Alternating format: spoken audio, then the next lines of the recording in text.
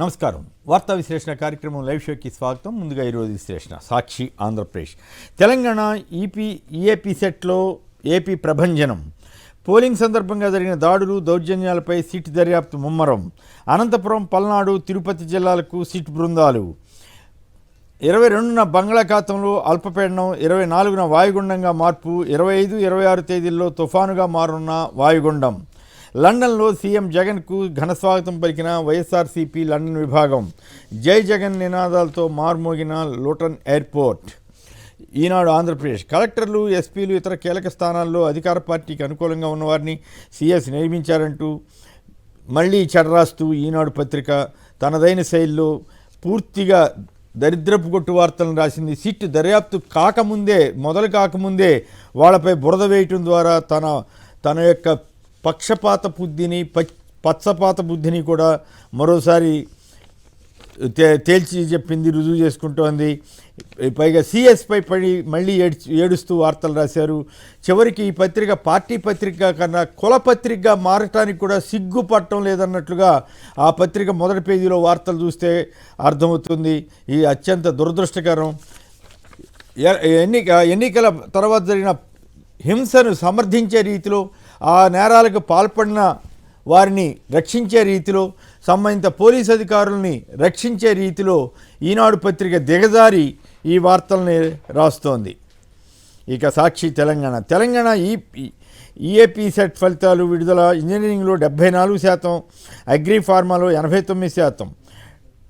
Top 10 ర్యాంకులు సమానంగా పంచుకున్న తెలంగాణ, ఏపీ విద్యార్థులు.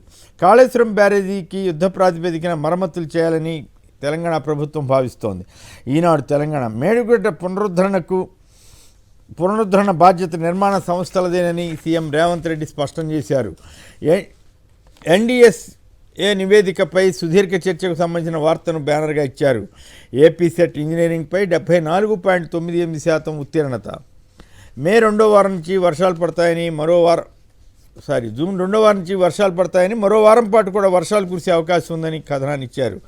నమస్తే తెలంగాణ, ఉన్న బియ్యం అమ్మి సన్న బియ్యం కొని ఖజానాకు కన్నం పెట్టాలని పౌర సరఫరాల శాఖలో గోల్మాల్ అంటూ రేవంత్ రెడ్డి అలాగే మరికొందరిపై ఆరోపణలు చేస్తూ ఈ పత్రిక స్కామ్ అంటూ కథనాన్ని ఇచ్చింది. Rythu Bandhu జూన్లోనే ఇవ్వాలంటూ BRS demand. Cabinet హంగామా, ఈసీ నుంచి అనుమతి రాలేదన్న సర్కార్. కేబినెట్ భేటీకి ఈసీ అనుమతి నిరాకరణ. ఉద్యోగులు కొత్త జూలై వస్తే డిఏలు బకాయి ఇవ్వాలంటూ ఇంకో స్టోరీ ఇచ్చారు. వెలుగు, కాళేశ్వరం రిపేర్ల బాధ్యత కాంట్రాక్ట్ సంస్థలదే. వారంలోగా ప్రాజెక్టు విజిట్కు ముఖ్యమంత్రి రేవంత్ వెళ్తారు. ఇక ధరణి అప్లికేషన్లు జూన్ 4లోగా క్లియర్ చేసే అవకాశం. కేయూ వైస్ ఛాన్సలర్పై విజిలెన్స్ ఎంక్వైరీకి ఆదేశించారు. రేషన్ షాపుల్లో సన్న బియ్యం ఇచ్చేందుకు ప్రభుత్వం సన్నాహాలు చేస్తోందని రాశారు. వార్త, ఆగిన కేబినెట్ భేటీ, ఈసీ నుంచి అనుమతి రాకపోవడంతో సమావేశం వాయిదా అంటూ వార్తనిచ్చారు. వేడెక్కిన ఎమ్మెల్సీ ఎన్నికల ప్రచారం. దేశవ్యాప్తంగా తనిఖీలు. 8,889 కోట్ల నగదు, మాదక ద్రవ్యాలు కూడా కొన్ని చోట్ల స్వాధీనం చేసుకున్నారు.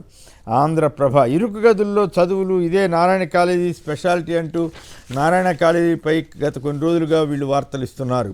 ఇక ఏ ఎన్నికలైనా బీజేపీదే గెలుపు అంటూ కేంద్ర మంత్రి కిషన్ రెడ్డి చేసిన వ్యాఖ్యలను చూడవచ్చు.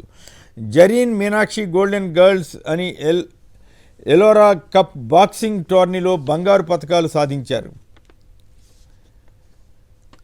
ఇంగ్లీష్ పత్రికలు చూస్తే సార్వత్రిక సమరంలో 5వ దశకు ప్రచారం ముగిసింది. 6 రాష్ట్రాలు, 2 కేంద్రపాలిత ప్రాంతాల్లో 49 స్థానాలకు రేపు పోలింగ్ జరగబోతోంది. ఆప్ ఎంపీ స్వాతి మలివాల్పై దాడి ఆరోపణలపై కేజ్రీవాల్ వ్యక్తిగత కార్యదర్శి బిమన్ కుమార్ను అరెస్ట్ చేశారు. బీజేపీ ఆఫీస్కి వస్తాం, దమ్ముంటే అరెస్ట్ చేయాలని మోడీకి కేజ్రీవాల్ సవాల్ విసిరారు.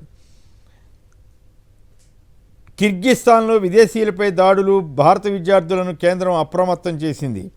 ఎంపీ ప్రజ్వల్ దోషిగా తేలితే చర్యలు తీసుకోవాలని అన్న మాజీ ప్రధాని దేవగౌడ.